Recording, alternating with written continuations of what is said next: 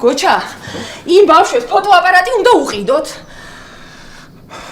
ეხლა კარგად დავწონოთ, რა უფრო დიდი დანაკარგია.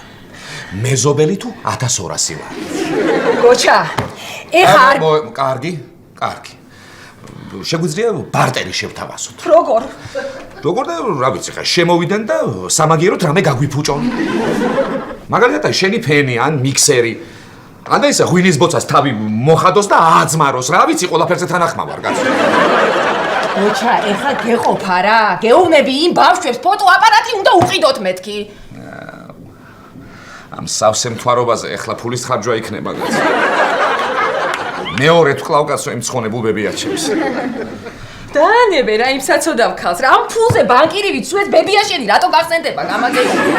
სხვა არაფერი გასწავლა იმ ქალმა, მაგალითად მეზობელო კარისაო, ან ვაშკაცა გულიკინისაო. ბიჭო, ვაჟა, ხომ მუშაობს იმ ტექნიკის მაღაზიაში? გოჩა დაურეკ ეცოდინება იმას?